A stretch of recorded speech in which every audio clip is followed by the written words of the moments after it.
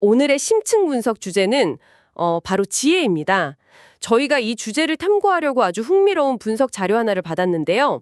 고대 네 가지 텍스트, 역대상, 야고보서, 오바댜, 그리고 누가복음, 이걸 통해서 지혜라는 개념을 아주 입체적으로 파헤치는 자료입니다. 보통 지혜롭다고 하면 굉장히 똑똑하거나 박학다식한 사람을 떠올리기 쉽잖아요. 네, 그렇죠. 그런데 이 자료는 바로 그 통념의 질문을 던지는 거죠.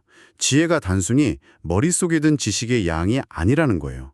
당신의 삶에서 구체적으로 어떻게 드러나고 어떤 결과를 만들어내는지, 또 무엇을 가장 경계해야 하는지에 대한 아주 실질적인 통찰을 제공합니다. 맞아요.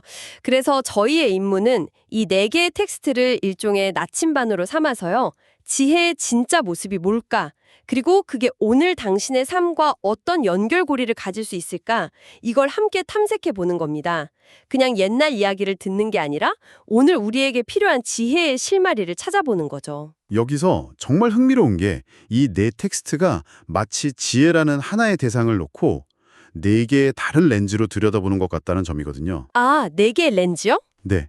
첫 번째 렌즈로는 지혜의 실천적인 모습을 보고, 두 번째로는 그 지혜의 결과물을 봅니다. 그리고 세 번째로는 지혜를 가로막는 아주 치명적인 장애물을, 마지막 네 번째 렌즈를 통해서는 지혜의 본질 그 자체를 들여다보게 될 겁니다. 이 과정을 통해 지혜에 대한 훨씬 더 깊고 풍부한 그림을 얻게 되실 거라고 저는 확신합니다. 좋습니다. 그럼 첫 번째 렌즈부터 한번 들여다볼까요? 역대상 16장입니다. 이게 다윗 왕이 신성한 궤, 그러니까 당시 이스라엘 백성에게 가장 중요했던 상징물을 예루살렘으로 옮겨온 직후의 이야기인데요. 이 자료가 여기서 지혜의 실제를 찾아냅니다. 사실은 저도 처음 봤을 땐 그냥 종교 의식에 대한 기록처럼 보였거든요. 근데 분석을 뜯어보니까 시각이 완전히 달라지더라고요. 그렇죠. 이 분석 자료가 주목하는 건 다윗의 구체적인 행동입니다. 그가 무엇을 했는지를 순서대로 보면 아주 흥미로워요. 먼저 신에게 제사를 드리고 그 다음엔 백성들을 축복하고 네. 곧바로 굶주린 모든 사람에게 빵과 고기, 또 건포도떡을 나누어 줍니다. 그리고 마지막으로 다 함께 감사의 노래를 부르죠. 그런데 이게 왜 지혜로운 행동일까요? 왕이 백성에게 음식을 나누어 주는 건 어찌 보면 당연한 일 같기도 하고 아니면 자신의 인기를 관리하는 일종의 정치적인 쇼맨십처럼 보일 수도 있잖아요. 이걸 왜 특별히 지혜라고 부르는 걸까요? 바로 그 지점이 핵심입니다. 이 분석은 다윗의 행동이 단순한 선행이나 정치적 행위가 아니라고 보는 거예요. 중요한 건 그 행동의 순서와 근원이거든요. 순서와 근원이요? 네, 다윗은 가장 먼저 신과의 관계를 바로 세우는 예배를 드렸습니다. 그리고 그 힘과 기쁨을 가지고 곧바로 공동체를 향해 나아갔죠. 축복과 나눔이라는 구체적인 행동으로요. 즉, 신을 향한 경배가 이웃을 향한 실질적인 사랑으로 자연스럽게 흘러간 겁니다. 지혜가 머릿속의 추상적인 깨달음이 아니라 이렇게 관계 속에서 실천될 때 진짜 힘을 갖는다는 걸 보여주는 거죠. 그러니까 지혜라는 것이 혼자 동굴에 들어가서 명상하고 깨닫는 그런 차원의 문제가 아니라는 거네요. 오히려 공동체 안에서 다른 사람과의 관계 속에서 어떻게 행동하느냐로 증명되는 일종의 사회적 기술에 가깝다는 말씀이시군요. 정확합니다. 그래서 이 자료가 11절을 특별히 강조해요. 여호와와 그의 능력을 구할지어다.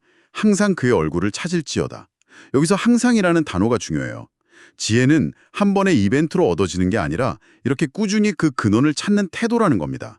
결국 다윗의 사례는 진짜 지혜는 신을 기쁘게 하고 이웃에게 선한 영향을 끼치는 구체적인 행동으로 증명된다는 걸 아주 명확하게 보여줍니다. 다윗의 사례를 보니 행동이 정말 중요하군요. 그런데 문득 이런 생각이 들어요. 모든 행동이 지혜로운 건 아니잖아요. 어떤 사람은 스스로 지혜롭다고 생각하면서 한 행동이 오히려 주변에 갈등을 일으키고 공동체를 파괴하기도 하고요. 어떤 행동이 지혜로운 행동인지 그 기준은 어디서 찾아야 할까요? 마침 두 번째 자료인 야고보서가 바로 그 지점을 파고드는 것 같습니다. 네, 바로 그 질문에 대한 답이 야고보서 3장에 담겨 있습니다. 이 텍스트는 지혜의 두 가지 종류가 있다고 아주 선명하게 구분하거든요. 하나는 위로부터 난 지혜, 다른 하나는 땅의 지혜, 혹은 세상의 지혜라고 부르죠. 그리고 이 둘을 구별하는 방법으로 열매를 보라고 말합니다. 아, 열매. 그 비유가 정말 와닿네요. 어떤 나무인지 알려면 그 나무에 열린 열매를 보면 되는 것처럼 지혜도 그 결과물을 보면 그 근원과 본질을 알 수 있다 이런 뜻이겠죠. 맞습니다. 그래서 이 자료는 우리에게 이런 질문을 던집니다. 당신이 가진 지혜, 당신의 판단과 결정이 지금 당신의 삶과 관계 속에서 어떤 열매를 맺고 있습니까? 세상의 지혜는 이기심과 야망의 뿌리를 두고 있기 때문에 결국 시기, 다툼, 분열이라는 쓴 열매를 맺는다고 경고하죠. 하지만 위로부터 온 지혜는 완전히 다른 열매를 맺습니다. 그 위로부터 온 지혜의 열매들이 야고보서 3장 17절에 구체적으로 나오죠. 첫째, 성결하고, 다음에 화평하고, 관용하고, 양순하며 긍휼과 선한 열매가 가득하고 편견과 거짓이 없나니. 와, 근데 성결, 화평, 관용. 이건 거의 완벽한 인간이 되라는 요구처럼 들리는데요. 솔직히 좀 비현실적이지 않나요? 이걸 다 지키는 사람이 과연 있을까요? 아주 좋은 질문입니다. 이걸 지켜야 할 덕목들의 체크리스트로 보면 숨이 막히죠. 네, 좀 그렇죠. 하지만 이 분석은 관점을 바꾸라고 제안합니다. 이것들은 우리가 억지로 해내야 할 과제가 아니라 참된 지혜가 우리 안에 있을 때 자연스럽게 흘러나오는 결과라는 겁니다. 마치 좋은 회사 문화에서는 억지로 시키지 않아도 협업과 혁신이 자연스럽게 일어나는 것과 비슷해요. 세상의 지혜라는 문화를 가진 조직은 결국 실적 경쟁과 내부 정치로 번아웃을 낳지만 하늘의 지혜라는 문화를 가진 조직은 신뢰와 상생이라는 열매를 맺게 되죠. 아하, 관점의 전환이네요. 내가 이런 사람이 되어야 한다고 스스로를 채찍질하는 게 아니군요. 오히려 내 삶에서 화평과 긍휼 대신에 갈등과 편견이 더 많이 보인다면 내가 의지하고 있는 지혜의 출처가 잘못됐나 하고 점검해보라는 신호로 받아들여야 한다는 거군요. 바로 그겁니다. 당신의 지혜가 계속해서 관계를 깨트리고 분열을 일으킨다면 그게 아무리 똑똑하고 논리적으로 보여도 진짜 지혜가 아닐 수 있다는 강력한 경고인 셈이죠. 결국 지혜는 그 열매로 스스로를 증명하는 겁니다. 알겠습니다. 그런데 여기서 이야기가 정말 흥미로워져요. 스스로 지혜롭다고 확신하는데 그 지혜가 오히려 자신의 파멸로 이끄는 독이 되는 경우도 있다는 거잖아요. 세 번째 텍스트, 오바댜 1장은 에돔이라는 나라, 당시 이스라엘의 이웃 국가이자 오랜 경쟁 관계였던 나라의 멸망을 예언하면서 바로 그 위험을 파헤칩니다. 네, 이 텍스트는 지혜에 대한 가장 무서운 경고를 담고 있습니다. 분석에 따르면 에돔 사람들은 바위 틈, 아주 높은 곳에 살았어요. 지리적으로 거의 천혜의 요새였죠. 그래서 스스로를 굉장히 안전하고 누구도 자신들을 끌어내릴 수 없는 지혜로운 민족이라고 여겼습니다. 누가 능히 나를 땅에 끌어내리겠느냐 하는 그런 망이었군요. 그런데 이 분석은 바로 그 똑똑함과 자신감이 지혜의 가장 큰 걸림돌이 되었다고 지적합니다. 이건 오늘날 우리에게도 정말 와닿는 경고 같아요.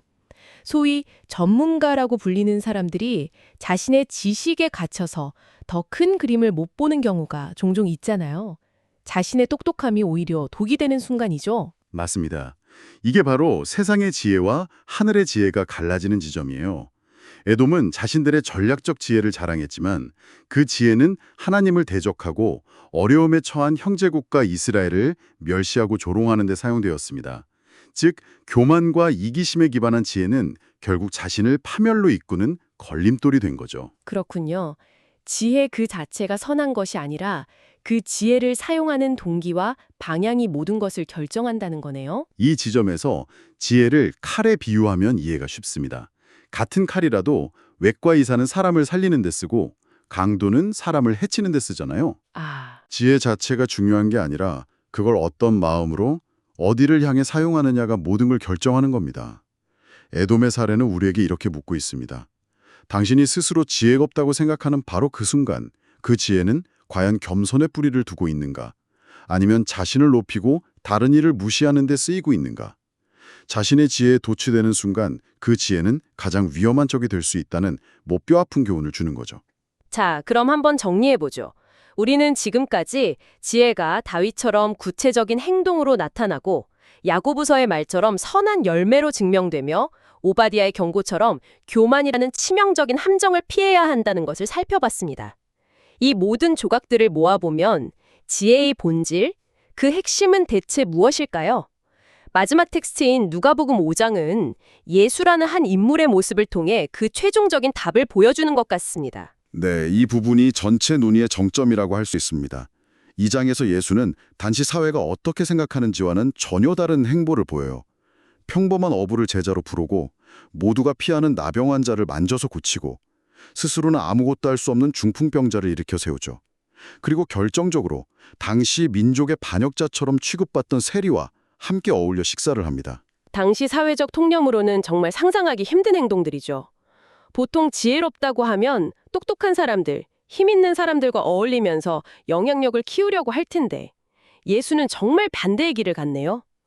왜 이 분석 자료는 바로 이 행동들이 지혜의 본질이라고 말하는 걸까요? 세상의 지혜가 자신을 과시하고 더 높고 강한 곳을 향하는 데 집중할 때 예수의 지혜는 가장 낮고 약한 곳을 향했기 때문입니다. 그의 지혜는 사람들을 판단하고 분리하는 지혜가 아니라 상처 입은 이들을 끌어안고 회복시키는 지혜였죠. 앞서 이야기한 모든 지혜의 특징들이 이 모습 안에 모두 녹아 있습니다. 자료가 인용한 31절과 32절 말씀이 그 핵심을 정확히 꿰뚫는 것 같습니다. 건강한 자에게는 의사가 쓸데없고 병든 자에게라야 쓸데있나니 내가 의인을 부르러 온 것이 아니요 죄인을 불러 회개시키러 왔노라. 바로 그 말씀입니다. 이 선언은 참된 지혜가 지식의 높이나 부의 많음으로 측정되는 것이 아니라 긍휼과 사랑의 깊이로 측정된다는 것을 의미합니다. 가장 지혜로운 행동은 결국 병든 자를 고치고 소외된 자를 친구로 삼는 것, 즉 공동체의 가장 약하고 아픈 곳을 향해 움직이는 것이라는 통찰을 주죠. 다윗의 행동, 야고보서의 선한 열매, 오바댜가 경고한 교만의 반대인 경선, 이 모든 것이 예수의 긍휼이라는 행동 속에서 하나로 완성되는 겁니다. 와, 오늘 4개의 텍스트를 통해 지혜라는 주제를 정말 깊이 파고들어봤네요. 정리해보면 지혜는 다윗처럼 예배와 나눔이라는 구체적인 행동으로 나타나고 야고보서의 말처럼 평화와 긍휼 같은 선한 열매로 그 진짜 모습이 증명되며 오바댜의 경고처럼 교만이라는 걸림돌에 걸려 넘어지지 않도록 항상 경계해야 한다. 그렇죠. 그리고 마지막으로 누가복음의 예수처럼 약한 자를 향한 긍휼과 사랑이라는 본질을 따라야 한다는 것이었죠. 오늘 분석에서 당신이 꼭 기억했으면 하는 메시지는 바로 이것입니다. 지혜는 당신이 머릿속에 소유하는 어떤 지식 덩어리가 아니라 당신이 관계 속에서 살아내는 삶의 방식이라는 점. 단순히 정보를 쌓는 것을 넘어서 나의 삶에서, 나의 관계 속에서 지금 어떤 열매가 맺히고 있는가. 이걸 끊임없이 돌아보게 만드는 거죠. 그렇다면 마지막으로 당신에게 이런 질문을 던지며 마무리하고 싶습니다. 이 자료에 따르면 참된 지혜는 화평, 관용, 긍휼과 같은 선한 열매로 증명된다고 했습니다. 이 분석을 듣고 나니 어쩌면 우리가 매일 하는 선택들이 일종의 지혜 테스트가 아닐까 싶습니다. 당신이 오늘 보낸 이메일, 참여했던 회의, 가족과 나눈 대화는 과연 어떤 열매에 더 가까웠을까요? 시기와 다툼이었나요? 아니면 화평과 긍휼이었나요?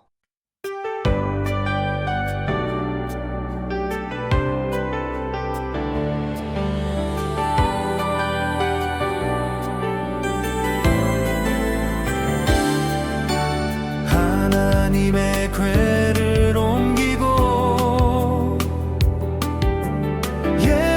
예배드리던 다윗 여호와와 그의 능력을 항상 찾았네.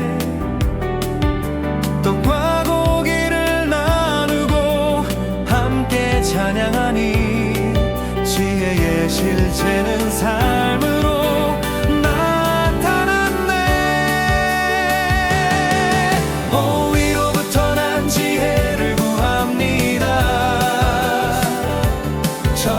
성결하고 화평하고 관용하며 그와 선한 열매 가득하게 하소서.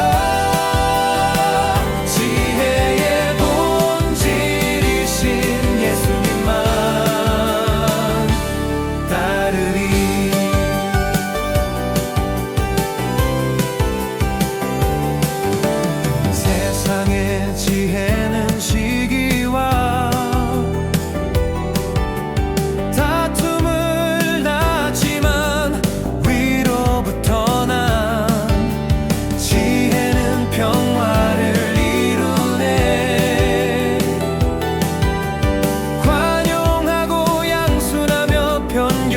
다 거짓없으니 주님을 기쁘시게 하는 지혜의 열매라.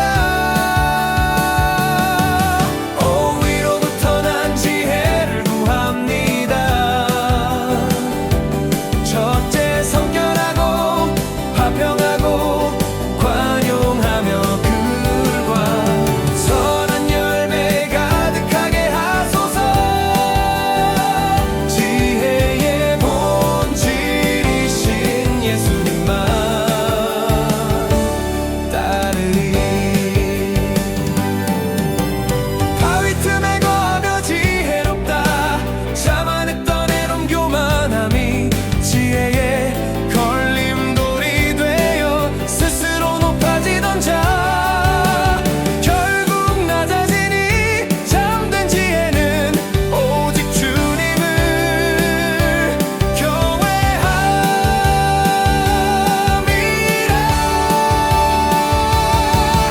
죄인을 불러 회개시키려 오신 주님 건